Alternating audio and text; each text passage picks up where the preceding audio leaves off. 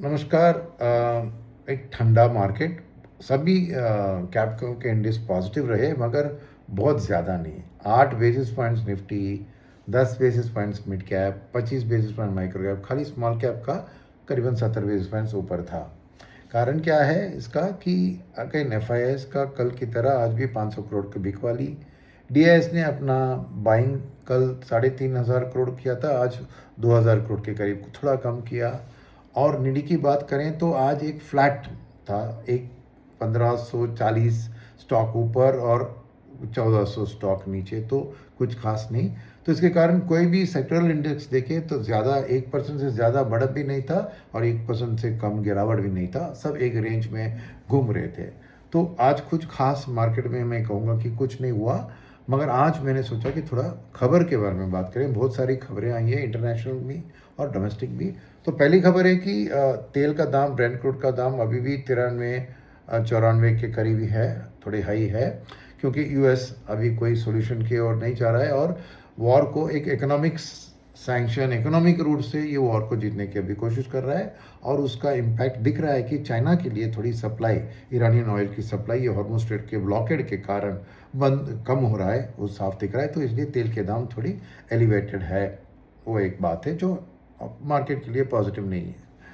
दूसरी बात जो ग्लोबली बात है थी, बॉन्ड यील्ड के बारे में हमने बात किया कि कैसे दबाव आ रहा है। तो उसको काउंटर करने के लिए यूएस ट्रेजरी ने अपने $2 बिलियन जो खरीदते हैं बॉन्ड को वापस, जिससे इंटरेस्ट रेट कम हो सकता है, उसको दुगना करके 4 बिलियन उन्होंने अनाउंस किया। तो इमीडिएटली आपने देखा कि थोड़ा बॉन्ड प्राइसेस में कमी हुई यूएस की 10 ईयर और 30 ईयर में। 30 ईयर 5.3% पे था तो 5.18% पे गिरा था, और वो 10 ईयर का भी थोड़ी गिरावट 4.64 तक, मगर एक ही दिन टिका वो, क्योंकि अल्टीमेटली मार्केट बिलीव नहीं कर रही है, भरोसा नहीं है उनको कि यूएस क्या अपनी बोरोइंग को कम करेंगे, क्योंकि $40 ट्रिलियन उनका डेट बढ़ गया है।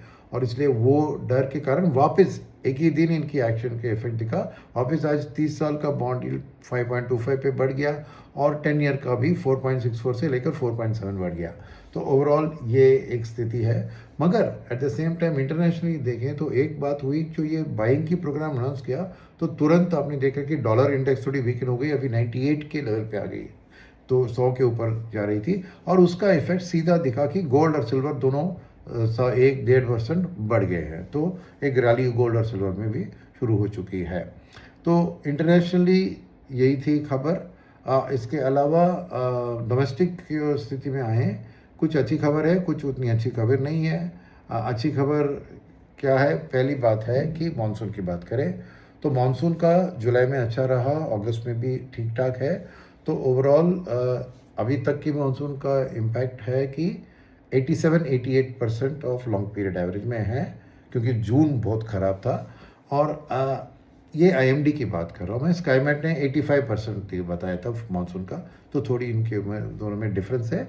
मगर अगस्त सितंबर में अच्छी मानसून आने से वो ओवरऑल मानसून का भी 92% बता रहे हैं। मगर अच्छी बात क्या है कि सोइंग, खरीफ की जो क्रॉप की सोइंग होती है, वो 1030 लाख हेक्टेयर हो चुका है, जो लास्ट ईयर से थोड़ी बेहतर है। तो स्विंग अच्छा चला है। और सभी क्रॉप वाइज भी देखें, मैं डिटेल में टेबल डाला है मैंने, तो क्रॉप वाइज भी देखें तो खाली कॉटन एक क्रॉप है जो लास्ट ईयर की से कमी है, बाकी सबकी फूड ग्रेन वाली क्रॉप लास्ट ईयर के माफिक सोइंग अच्छा चला है। मगर सावधानी की बात क्या है कि सोइंग लास्ट ईयर से बेहतर होगा क्या, यील्ड हर हेक्टेयर से जो क्रॉप आता है वो बेहतर होगी, ये सॉइल का मॉइस्चर रिटेंशन से ही आपको रहेगा। तो अगस्त सितंबर में भी मानसून को अच्छा रहना ज़रूरी है। अगर आप लग रहा है कि 90-92% रहेगी तो वो देखना पड़ेगा। मगर रिजर्वायर्स थोड़ी नॉर्थ और वेस्ट में रिजर्वायर्स थोड़ी फुल है, तो रबी क्रॉप के लिए सपोर्ट देंगे, और साउथ में थोड़ी कमी है, वही देखना पड़ेगा। तो ओवरऑल मानसून में कहूँगा ठीक ठाक है, पहले की डरावट से कंपेयर करने से अभी थोड़ी ठीक ठाक है।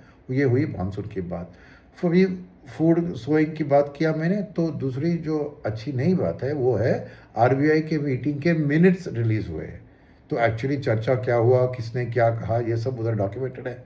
तो पहली बात, नेगेटिव बात क्या है कि भले ही सभी लोगों ने यूनानिमसली वोट किया था कि रेट को हाइक ना करो या कुछ ना करो, न्यूट्रल पॉलिसी को मेंटेन करो। मगर गवर्नर और एक मेंबर ने कहा कि ईजिंग साइकिल, रेट कट की साइकिल ख़त्म। तो ये पहली बुरी खबर। सेकंड, कुछ 3-4 मेंबर ने कहा कि भैया मानसून की प्रोग्रेस, फूड की इन्फ्लेशन, ऑयल प्राइस को ट्रैक करना होगा, नहीं तो इस साल में फाइनेंशियल ईयर में रेट हाइक का मामला भी सामने आ सकता है। तो ये भी उतनी अच्छी खबर नहीं है और इसीलिए ये आरबीआई पॉलिसी की मिनट्स का रिलीज थोड़ी नेगेटिव है। इसलिए आपने देखा कि डोमेस्टिक की बॉन्ड यील्ड्स भी थोड़ी आज बढ़ी, 10 साल की बॉन्ड यील्ड थोड़ी आज बढ़ी है। एग्जैक्ट लेवल मैं बताता हूँ, 1 मिनट रुकिए, मैं अपने नोट्स में देख लेता हूँ। तो वो बढ़कर 6.87 आ गई है, 6.82 था कल। तो एक वो थोड़ी उतनी अच्छी खबर नहीं थी। और दूसरी बात क्या है कि अपनी जो PMI, purchase manager index, HSBC उसको गणित करती है, वहाँ पे 54.3 के करीब आया है, जो पिछले महीने के माफिक ठीक ठाक है, क्योंकि 54.6 आया, सॉरी 54.3 लास्ट मंथ का था, थोड़ी बेहतर है। और मगर मैन्युफैक्चरिंग पीछे हट रहा है, सर्विसेज ने ही इसको थोड़ा आगे बढ़ाया। मगर 54.6 की बात करें तो ये एक्सपेंशन मोड है, 50 के ऊपर ही एक्सपेंशन एक्सपॉनिंग कह सकते हैं। और ये 61 मंथ्स का कंसेक्यूटिव हमारा 50 के ऊपर रहा है। तो ओवरऑल इकोनॉमी की प्रोग्रेस ठीक ठाक है। ये थोड़ी एक आध 0.3 0.4 का फ़र्क आ सकता है, मगर ओवरऑल इकोनॉमी एक्सपेंशन मोड में है। तो ये थी आज की खबरें। बाय एंड लार्ज आपने देखा कि थोड़ी खबरें बुरी, थोड़ी अच्छी, मगर यही दिशा दिखाएगी मार्केट को अगले हफ्ते के लिए। मगर मैं अपना वीकली रिव्यू कल लिखित में डालूंगा और अगले हफ्ते के लिए ट्रिगर्स भी मैं संडे या मंडे को पोस्ट करूँगा, ज़रूर उसको भी पढ़िए। तो आज ज़्यादा एक मार्केट समराइज करने के लिए फ्लैटिश मार्केट था, ग्रीन था मगर फ्लैट, और ज़्यादातर आज मैंने थोड़ा न्यूज़ के ऊपर फोकस किया जो मार्केट की आने वाली हफ्तों की दिशा को तय कर सकती है। धन्यवाद।